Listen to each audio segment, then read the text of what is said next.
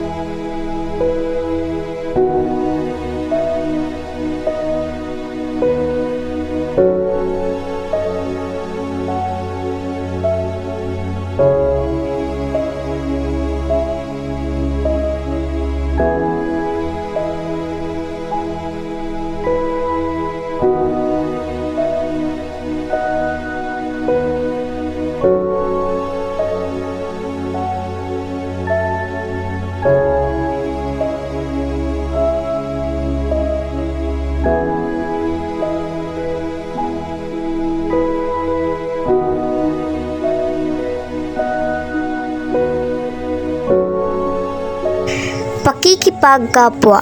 Isang araw, may isang transferi na mahirap na nagsisikap mag-aral para makatulong sa kanyang magulang. Subalit may mga tao may kaklase siyang minamaliit dahil siya ay isang mahirap. Transferi, ang pangit. Oo nga. Uy, wag niyo naman ganyanin, kabago-bago pa lang. Wala kaming pake. Tara na nga, pumunta tayo ng school.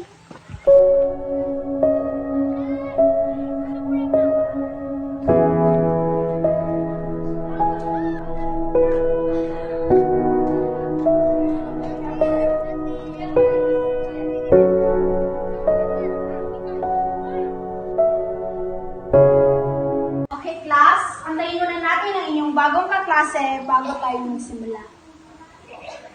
Po, ayan na pala. Pumasok ka at ipakilala mo ang iyong sarili. Magandang umaga po, Guro. Magandang umaga po, kamag-aral. Ako po pala si Vincent, galing sa Panginoon. Yan kasi ang tanga-tanga. Hoy, huwag naman kayong ganyan. Di naman kayo inaano. Okay ka lang ba? Thank you po. At yun na nga, patuloy pa rin siyang inaabuso ng kanyang mga kaklase dahil siya ay isang mahirap. Pero may isang kaklase siyang napakabuti ng kanyang kalooban.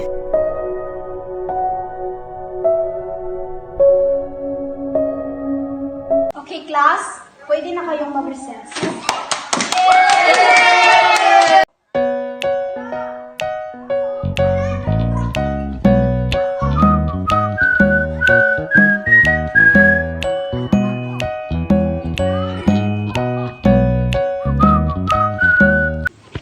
Uy, pabarating na yung pulubi. Oo nga, ang baho. Parang hindi marunong na yun. At nang nag-recess sila, ay may narinig siyang kakaiba tungkol sa kanya at dinibdib niya iyon. At naging emotional siya sa kanyang narinig, subalit binaliwala lang niya iyon. At patuloy pa rin siyang umiiyak dahil nasaktan siya ng lubusan.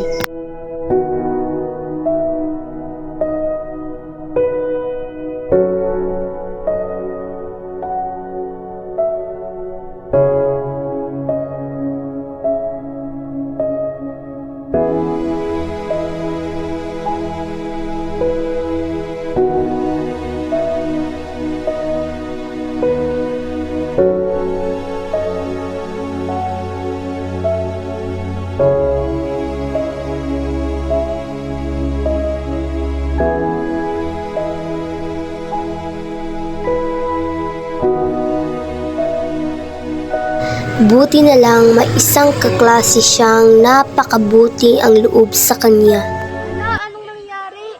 Wala eh. Sure ka? Pag may nang bully sa'yo, sabihan mo lang ako, ha? Sige, sasabihan ko lang sila.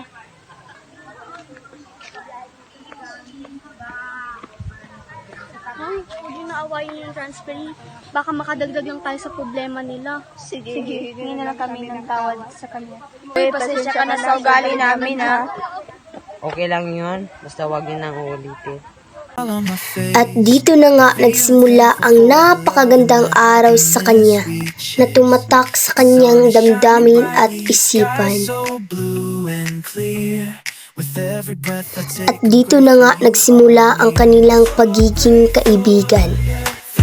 At naging masaya ang kanyang buhay dahil may mga kaibigan na siya ng tunay.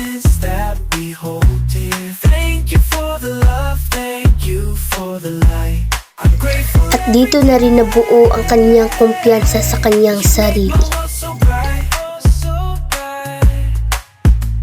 The world can be a crazy place with valleys and with peaks, but you At ang wakas,